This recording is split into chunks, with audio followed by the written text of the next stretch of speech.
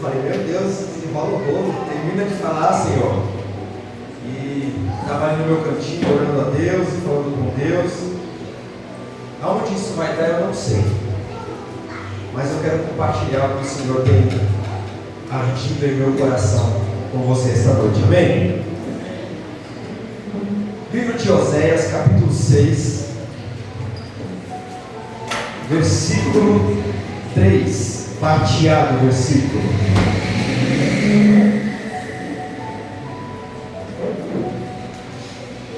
Que diz assim: quem achou, diga amém. Quem não achou, diga mais.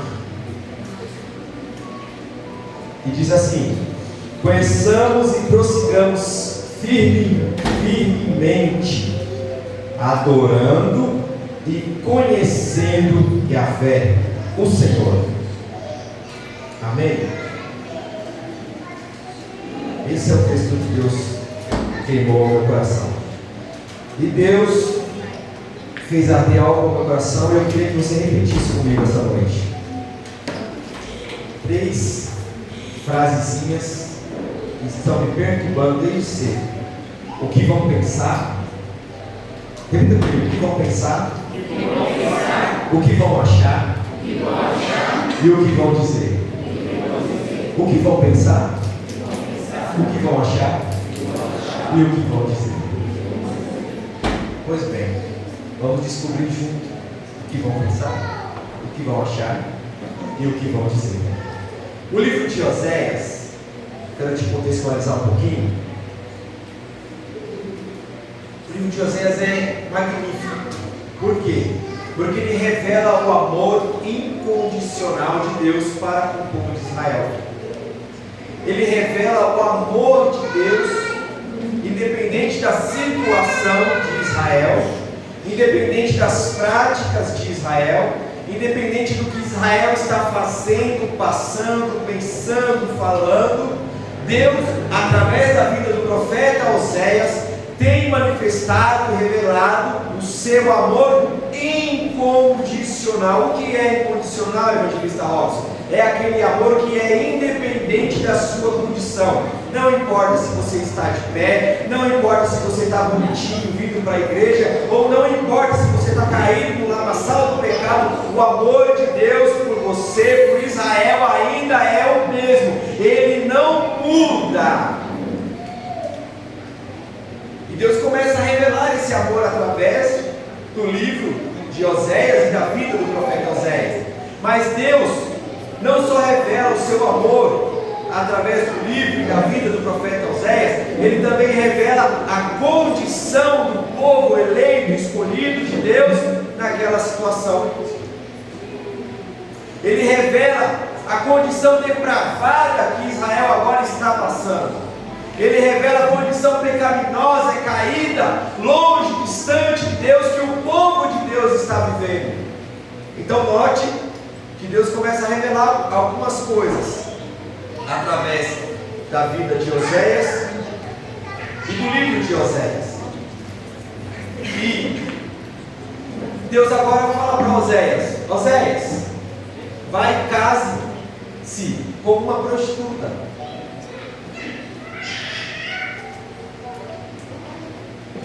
E Oséias casa com Gomer. Gomer trai Oséias, se deita com outros homens, abandona Oséias, é vendida como escrava no mercado livre, não mercado livre da internet, mercado livre de livre comércio. Gomer é vendida como escrava, e Deus vai lá e fala para Oséias: vai lá e compra ela. E Oséias prontamente engole o seu orgulho. Eu fico imaginando o que passa na cabeça de Oséias numa situação dessa. E ele vai diante daquela multidão. Lá está a sua mulher como escrava, todos ali, ninguém queria mais, porque todo mundo já tinha usado, abusado, feito tudo o que precisava, que podia fazer. Está lá a mulher jogada, largada, abandonada. Mas Oséias chega, rompe a multidão e dá um preço por ela, compra novamente a sua mulher, toma nos braços e leva para casa.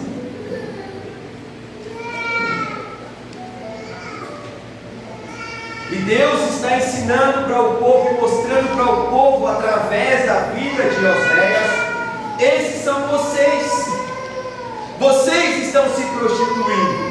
Vocês estão se deitando com outros homens, não homens carnais, mas homens espirituais, a saber, outros deuses. O povo de Israel naquela ocasião estava financeiramente até que bem. Era um povo que tinha finanças, era um povo que as coisas economicamente estavam indo bem, mas espiritualmente era decadência atrás de decadência. Era afastamento atrás de afastamentos, e quanto mais eles faziam e praticavam, mais longe eles iam de Deus, ao ponto de Deus usar a vida do profeta Oséias e fazer essa situação e falar para o povo: vocês estão desse jeito, vocês se prostituem, vocês agora estão como escravos, vocês viram as costas para mim, vocês me trocaram por outros deuses. Essa é a situação de Israel. Mas não é o fim, evangelista Rodolfo. Não é o fim. O amor incondicional de Deus é revelado, ele vem à tona. E Oséias compra, come, manifestando o amor de Deus. E o Espírito Santo tem ministrado algumas coisas ao meu coração no texto que nós lemos, deixa espelhado aqui. Conheçamos e prossigamos firmemente, adorando e conhecendo a Yahvé. Queridos, Israel conhecia Deus pela ótica da lei. Israel conhecia um Deus ao qual eles tinham que oferecer sacrifício para conseguir qualquer tipo de favor diante de Deus. Israel conhecia um Deus ao qual eles tinham que ofertar bodes, ofertar ovelhas, ofertar animais, pombos, rolinhas, entre outros, para serem perdoados seus pecados. Uma vez por ano o sacerdote ia ao templo e ali fazia um monte de sacrifício, para que assim então, talvez eles pudessem ter os seus pecados perdoados, conseguir algum favor da parte de Deus. Mas Israel conhecia o Deus pela ótica da lei, ao qual eles tinham que fazer, diácono Jonathan, para conseguir qualquer tipo de favor.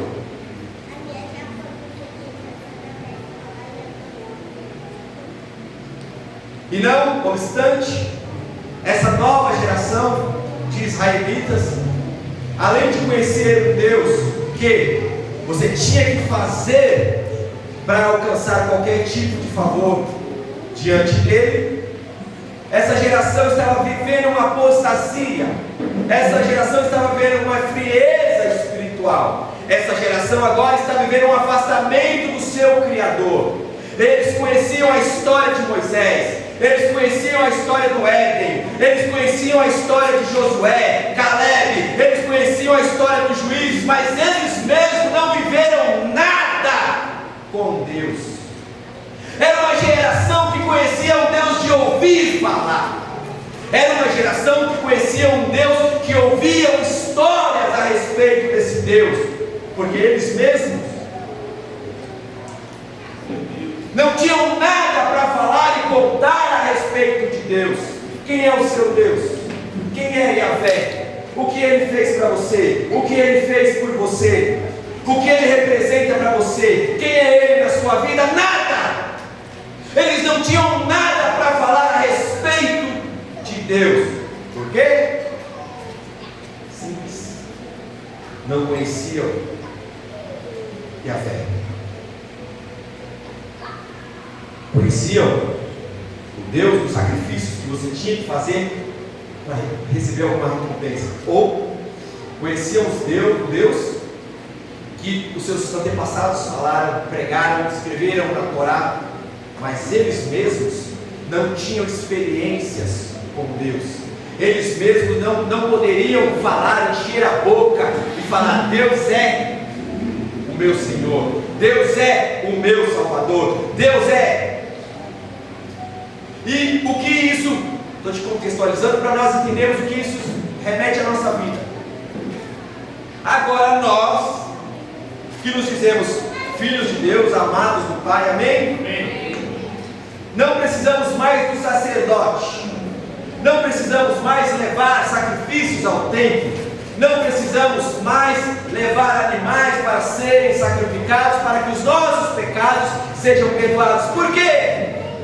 Porque Jesus já pagou tudo na cruz, amém? Tetelestai, está consumado, um sacrifício eterno e perfeito. E agora nós podemos nos achegar diante de Deus. Agora nós podemos conhecer esse Deus, não só de ouvir o pastor falar, não só de ouvir o evangelista pregar, não só de ouvir o seu líder falar sobre esse Deus ou sobre esse Jesus no seu GC. Não! Agora você pode conhecer esse Deus de intimidade. Agora você pode conhecer esse Deus de relacionamento com Ele. Como e por quê? Porque foi pago, o acesso está liberado e você agora pode se achegar à sala do trono. Mas isso a gente sabe. Eu não sei se isso é bom ou se isso é ruim, eu fico me perguntando. Porque a gente sabe, mas se acomoda. Por quê? Porque agora nós temos um Deus e achamos que Deus agora só serve para perdoar pecados.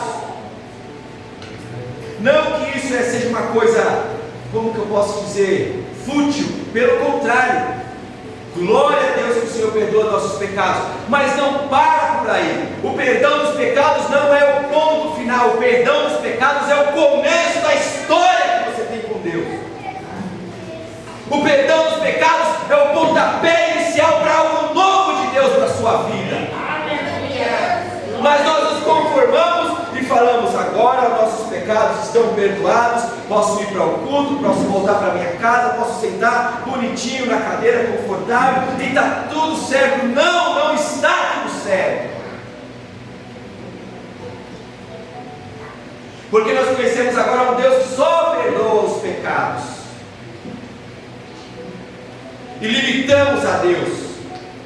E aí, entra culto, sai culto, entra ano, sai ano, entra festividade, sai festividade, e a gente faz um monte de coisa, mas a nossa vida se resume ao quê? Até a sua oração é monótona e já está decorada já no seu subconsciente. Senhor, perdoa meus pecados. Senhor, perdoa meus pecados. Jesus, perdoa meus pecados. E limitamos a Deus a só o perdão dos pecados. Deixa eu falar uma coisa para você: seus pecados já estão perdoados, passados, presentes e futuros. Você crê nisso? Amém. Essa é a obra da cruz. Ela é completa, ela não é pela metade. Não importa o que você fez ontem e não importa o que você vai fazer amanhã, se bem que tem as consequências, mas em questão de perdão está pago. Você está perdoado, você é uma nova criatura. E aí limitamos a Deus a isso. Perdoa, perdoa, perdoa, perdoa, perdoa. Mas Oséias está, bota para mim, por favor, pelo amor de Deus. Oséias está falando ao povo: conheçamos e prossigamos firmemente, adorando e conhecendo Yahvé, o Senhor. Conheçamos. Deus, Ele permite se revelar ao homem através de Jesus, o seu Filho. E esse é o primeiro encontro com Deus, ao qual nós temos, aonde nós reconhecemos a nossa miséria, aonde nós reconhecemos que não somos nada sem Ele, aonde reconhecemos que sem Ele não podemos fazer nada, aonde reconhecemos que Ele é tudo e nós somos nada, apenas pó. E Deus se permite, porque a salvação é teocêntrica, ela é Deus no centro, ela é cristocêntrica, é Deus que faz a salvação, ela é o monergismo, é tudo Deus, não é o homem que trabalha na salvação. Você não vem para a igreja para buscar a sua salvação. Se você vem para a igreja para buscar a sua salvação, pode voltar para casa, porque você já perdeu. Agora, se você busca a Deus, porque Jesus já pagou a sua salvação, se alegre no Senhor, por Deus. Então Deus está dizendo: conheçamos, e Deus se permite conhecer através do seu Filho Jesus. Amém. E agora nós temos esse primeiro contato com Deus. Somos perdoados dos nossos pecados. Somos feitos filhos amados do Pai. A palavra de Deus vai dizer que Ele nos pegou das trevas e nos transportou para o reino do Filho do seu amor. Ou seja, agora nós somos filhos de Deus. Nós éramos trevas e fomos colocados na luz. Recebemos uma nova natureza, porque havia uma natureza caída, um DNA espiritual caído, correndo dentro das nossas veias. E agora recebemos uma nova natureza, que é Cristo, que é através do Espírito Santo, pelo poder de Deus. E agora nós podemos conhecer esse Deus. Mas não limite a Deus apenas perdoar pecados, porque Oséias vai dizer: você já conhece. Quem aqui conheceu? Ninguém, uma pessoa. Quem aqui conheceu esse Deus? Você já conhece, crente, mas existe um imperativo para nossas vidas esta noite: prossigamos. Prossigamos em conhecer a Deus. E esse prossigamos vai muito além do que 40 minutos de palavra. E esse prossigamos vai muito além do que 3 louvores nesse altar. E esse prossigamos vai muito além do que 40 minutos, 1 hora no GC dentro da casa de alguém. Vai muito além. Conheçamos e prossigamos firmemente, adorando e conhecendo o Senhor.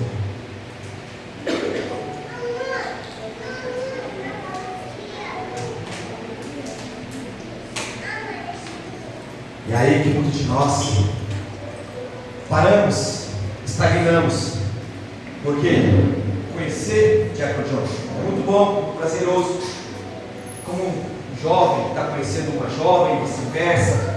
Você não vê a hora de estar junto, você não vê a hora de estar perto, você não vê a hora de mandar mensagem, você não vê a hora de ela responder a sua mensagem ou vice-versa. E aquela coisa gostosa, aquele primeiro amor, aquelas trocas de olhares. E é assim quando nós conhecemos a Cristo, quando nós conhecemos a Deus. Mas o prossigamos, ele exige compromisso. O prossigamos exige compromisso quando nós não sentimos aquele arrepio, quando nós somos movidos pelas festividades, pelos moveres, pelas coisas. Nós viemos aqui com toda a unção, 4 semanas poderosas, mas gente, com todo respeito, toda a unção acabou. E cadê a unção? Você e eu não podemos ser movidos por moveres, por coisas, por emocionalismo. Nós temos que ser movidos pelo relacionamento com o nosso Deus. E o relacionamento com o nosso Deus não é cultivado aqui. O relacionamento com Deus não é cultivado em 1h30 de culto. O relacionamento com o nosso Deus é lá onde Jesus falou: fecha a porta do teu quarto, fale ao teu Pai que está em secreto, e Ele te ouve e te responde em secreto. O relacionamento de prossigamos, ele é onde você estiver, na faculdade, no metrô, no trânsito. É uma vida de busca, é uma vida de adoração, é uma vida de renúncia. Mas nós queremos. Mas quando as luzes se apagam, quando desliga-se os microfones, quando desliga-se os instrumentos, quem somos nós? Somos Israel, que trocava Deus por qualquer coisa? Somos como Gomer, que vai se prostituir por um pouquinho de prazer, que não dura 5 minutos, e aí daqui a pouco volta parecendo Chaves, e volta o cão arrependido.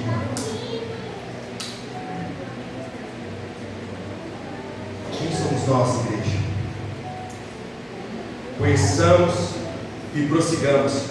Conhecer Deus se revela, prosseguir exige-se compromisso. Compromisso de estar firme quando você não está vendo as coisas acontecerem. Compromisso de você continuar crendo quando Deus não quer te responder. Compromisso de continuar crendo firme, mantendo-se firme, dando testemunho quando Deus se recusa a responder a sua oração, ou quando Deus está te provando para ver até onde você vai, ou até onde você é capaz, ou do que você é capaz. prossigamos e prossigamos firmemente, adorando e conhecendo a Yahvé, o Senhor. E aí, enquanto o Espírito Santo ministrava isso ao meu coração, foi aonde surgiu essas perguntas: o que vão pensar, o que vão achar, o que vão dizer. Imagine Oséias, um profeta. Não estou falando de qualquer Zezão, não estou falando do evangelista Robson, não. Estou falando de um profeta. Deus fala para ele: volta, compre a sua mulher, leve para casa. Imagine Oséias: Senhor, meu Deus, eu sou um profeta, eu sou um homem de Deus. O que vão pensar de mim? O que vão dizer a meu respeito? O que vão falar? O que vão? Pouco importa o que estão dizendo ao seu respeito. Pouco importa o que estão achando ao seu respeito. Pouco importa o que estão pensando ao seu respeito. O que importa é o que Deus pensa, o que Deus acha e o que Deus diz ao seu respeito. E aí, Oséias obedece a voz de Deus. Só que o Espírito Santo ministrando no meu coração. Muitas das vezes, Deus deu alguma coisa para nós, e nós usamos muito, porque ela está em nós, ela é intrínseca em nós. Mas usamos muito, às vezes, quando é para ganhar uma discussão com um colega. Usamos muito, às vezes, quando é para fazer uma pirraça com alguém. Usamos muito, ou damos até desculpa, porque a temos forte demais, quando é para prejudicar alguém ou para afrontar alguém. E eu estou falando da personalidade. Deus deu uma para cada um, e nós usamos muito essa personalidade de forma errada. Mas quando precisa-se usar essa personalidade para se achegar diante de Deus e da presença de Deus, nós negligenciamos. Nós, além de não buscamos prosseguir, porque exige comprometimento, exige renúncia, exige esforço da nossa parte, porque nós não queremos, nós queremos tudo pronto, mastigado. Nós ainda não usamos a personalidade de nos achegar diante de Deus e revelar de fato quem somos. Ou brigar em oração e pedir a Deus: Senhor, estou orando por essa causa, mas eu quero essa causa assim, assim e assim. Mas sabe por que nós não temos essa ousadia? Sabe por que nós não temos essa ousadia de nos achegar diante desse Deus que antes nós éramos inimigos, agora somos filhos amados? Eu tenho certeza que muitos filhos se achegam diante do Pai, até falam com os pais desrespeitosamente. Por quê? Não é só porque são maus filhos ou maus filhas, ou porque são pessoas que não foram educadas, mal educadas. Não! São porque, além de tudo, existe uma coisa chamada intimidade. E a intimidade, você é quem você é. Você não se esconde, você arranca as máscaras. E muitos de nós não temos e não usamos a nossa personalidade diante de Deus por conta disso, porque não temos intimidade com Deus. Ouvimos Deus que o pastor prega, ouvimos Deus que o evangelista prega, ouvimos de um Deus que o líder do GC prega, mas não vivenciamos esse Deus, não temos intimidade com esse Deus, não temos vida com esse Deus, não temos tempo de oração com esse Deus. Queremos a unção, queremos o mover, mas não queremos o relacionamento. E relacionamento custa caro, custa investimento, custa tempo de qualidade.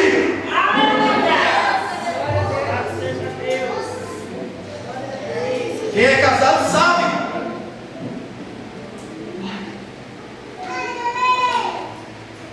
Mas nós queremos tudo e não estamos dispostos a entregar nada. Nada.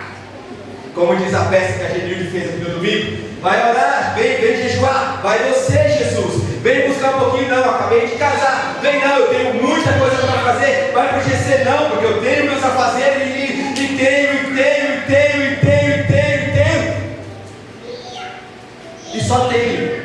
Mas o que eu oferto, o que eu entrego?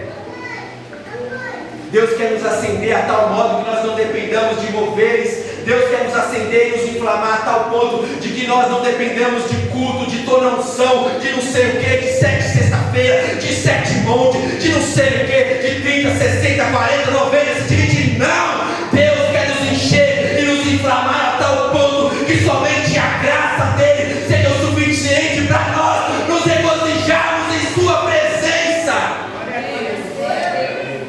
É bem verdade, é bom mover, mas não podemos ser movidos pelo mover. Temos que ser movidos pela palavra, pelo relacionamento. E aí, ainda sobre a personalidade, como eu disse, Oséias poderia, o que vão pensar, o que vão dizer, o que vão achar a meu respeito. O Espírito Santo ministrando no meu coração me trouxe mais alguns homens que buscaram tal ponto de intimidade, tal ponto de relacionamento com Deus, que além deles Deus se revelar para eles, eles ainda falaram o que eles queriam e Deus fez. Quem não se lembra de Moisés no monte? Moisés foi para o monte, Silvana, minha amadinha, abençoada, para ficar um tempo com Deus, mas não tinha um tempo específico. Mas a Bíblia diz que ele ficou 40 dias e 40 noites. E aí ele foi num propósito, de buscar a Deus, porque Deus tinha algo para o povo. Mas Deus foi se revelando para o povo. Deus foi se revelando que, quem sabe, ele falou: vou ficar uma semana. Essa semana durou 2, durou 3, durou 1 mês, durou 40 dias. E aí a Bíblia vai dizer que ele não foi no propósito de jejuar, mas à medida que Deus foi se revelando, ele foi ficando sem comer e sem beber. Não foi igual Jesus que foi para o deserto, e no deserto Jesus jejuou. Não, Moisés foi para o monte, mas ele não foi no intuito de jejuar. Mas à medida que Deus foi se revelando,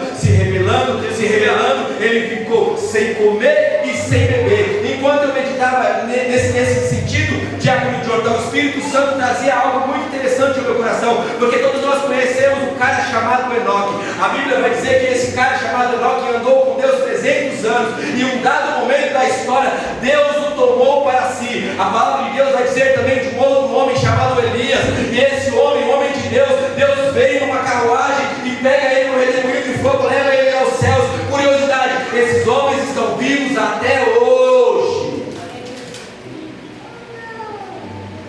igual eu e você, carne e osso.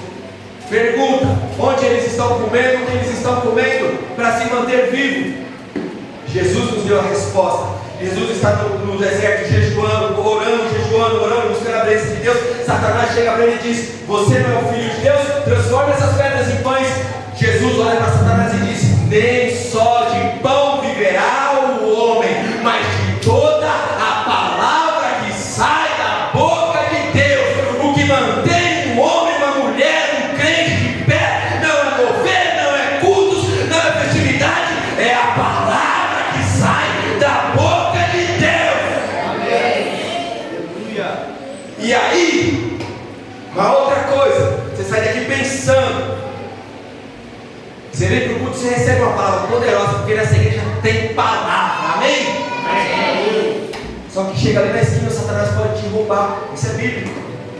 Você lembra da parábola do semeador? Que o semeador saiu a semear? Satanás pode te roubar ali na esquina, mas quando, evangelista Marcos, você come diretamente da fonte, ou seja, diretamente do trono da graça de Deus, não tem demônio que roube a sua palavra, não tem demônio que roube o direcionamento de Deus para a sua vida, não tem Satanás que se levante contra a sua vida quando nós nos alimentamos direto da fonte e a palavra sai direto da boca de Deus para o nosso coração. Mas sabe por que nós não nos alimentamos desse jeito? Porque nós não queremos ir na fonte, porque ir na fonte demanda trabalho, porque ir na fonte demanda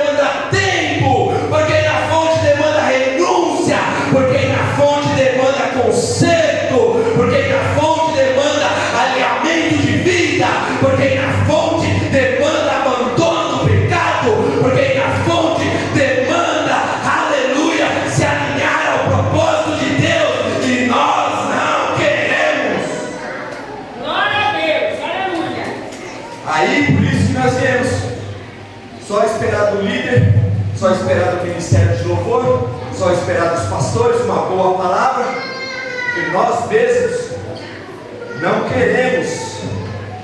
Mas o Espírito Santo de Deus está convidando pessoas aqui esta noite. Vem beber na fonte, vem comer na fonte. Existe uma mesa preparada, aleluia, e essa mesa está posta. Cabe a mim e você agora nos alimentarmos da palavra de Deus e da sua presença, porque o acesso já está aberto, nós já conhecemos o caminho.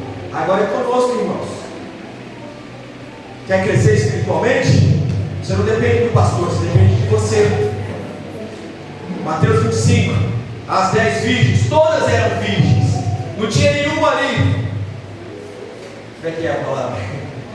Desvirtuada. Não, todas eram virgens, mas tinham 5 que guardavam o azeite. E guardar é uma obrigação da virgem, não do noivo.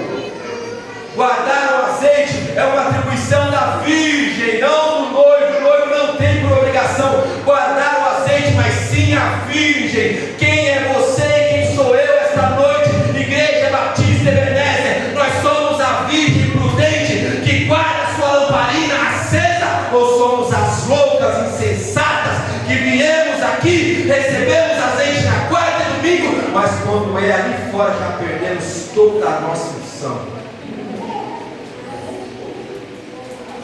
Quem é você e quem sou eu diante da presença de Deus?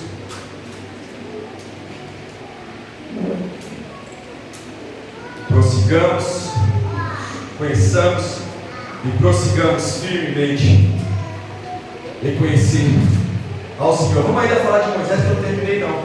Aí Moisés está lá, na presença de Deus. O negócio começou a ficar bom, mano. Mistério, pegando do jeito que nós gostamos, né? Tiro, porrada e bomba. Ficou bom o negócio, Deus se revelou. Um dado momento, Moisés chega para Deus: Senhor, eu quero te ver. Eu quero te ver, Senhor, eu quero te ver. E Moisés não culpou que nada tirava aquilo da cabeça e do coração de Moisés. Eu quero te ver. Deus falou: Moisés, você não pode me ver. Nenhum homem nesse estado de carne e osso pode ver a minha glória e manter vivo. Você pensa que Moisés se intimidou? Você pensa que Moisés falou: tá bom então, Senhor, então deixa em off, deixa quieto. Senhor, que morra. Eu quero te ver, eu quero te ver, eu quero te ver, eu quero te ver. E orou e pediu e clamou, até o ponto que Deus falou: então tá bom, eu não vou te matar, miserável, eu tenho uma obra na sua vida, você precisa libertar o meu povo, você precisa fazer isso e aquilo outro. Mas eu vou botar a mão aqui, ó, e vou passar.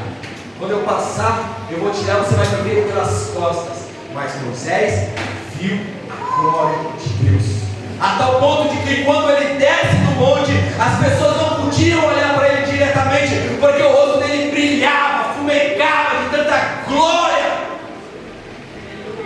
Pergunta que não quer calar: quem olha para o meu rosto, para o seu rosto, enxerga o quê?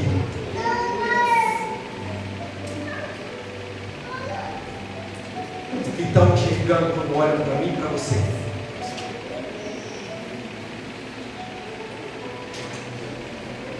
Mas Moisés tinha personalidade, legitimidade que Deus ele usou. Eu quero ver. E Deus revelou. Enoque andou com Deus 300 anos. Eu não sei o que Deus mostrou para Enoque.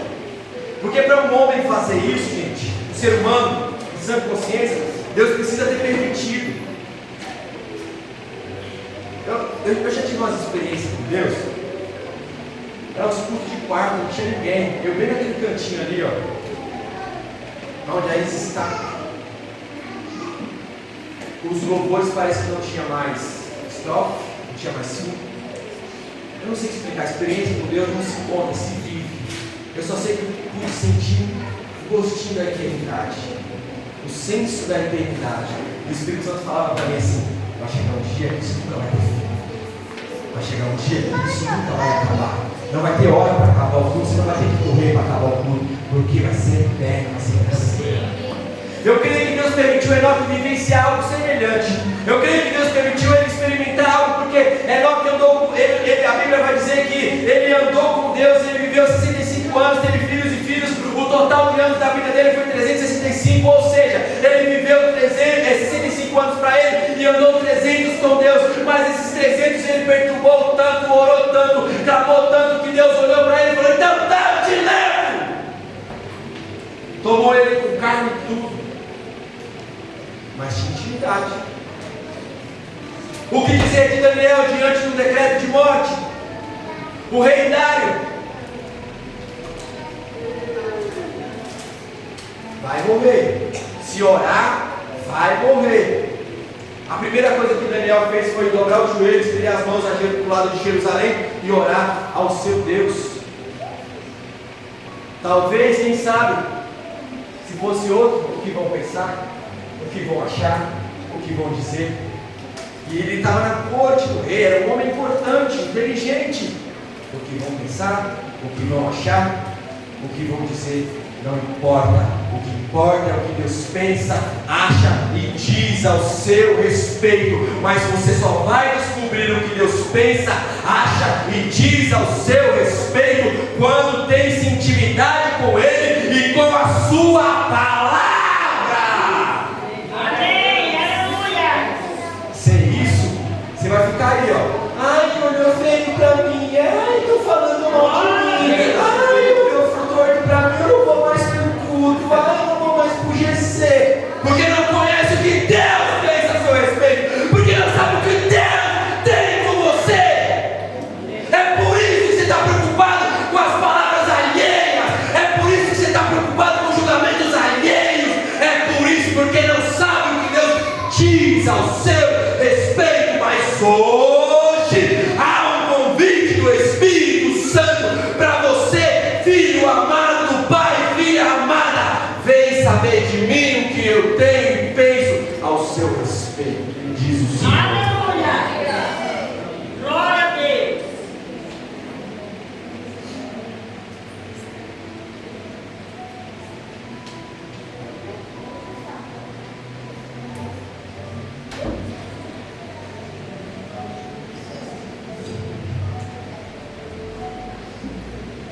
Glória a Deus.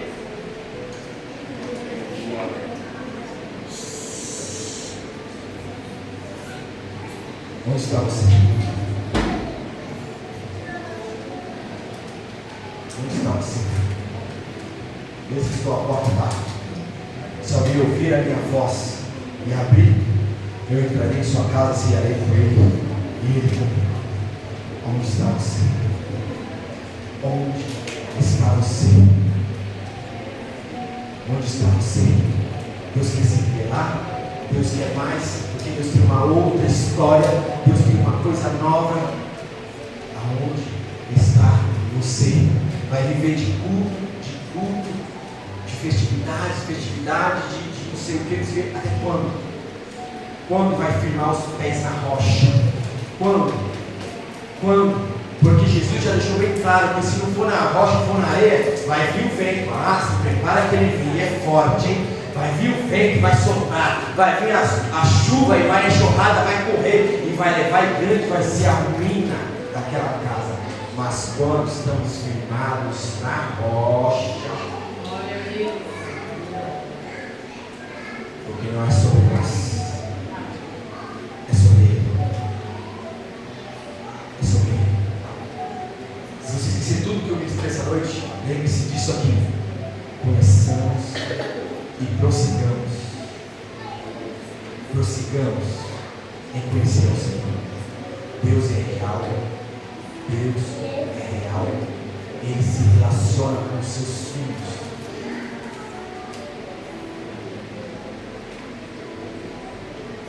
Jesus vai dizer aqui: Pai, procura os verdadeiros adoradores. Amém. Que o adoram em espírito e em verdade. Quem é que procura? Pastor Fábio? É o diácono Jonathan? É o evangelista Marcos? Gente, é Deus. É Deus. Lá no seu secreto, lá nos seus afazeres diários, nos seus afazeres cotidianos, Deus está te sondando e te procurando. É lá, aqui é muito fácil. Mas se Ele está te procurando, é porque Ele tem algo mais para a sua vida. Quer te levar a um outro nível de intimidade, um outro nível de relacionamento.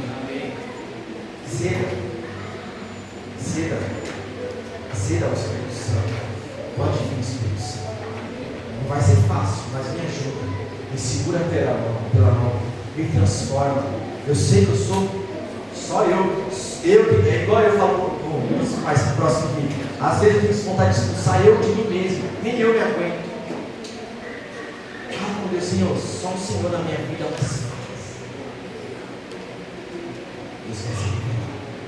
Deus quer derramar algo novo.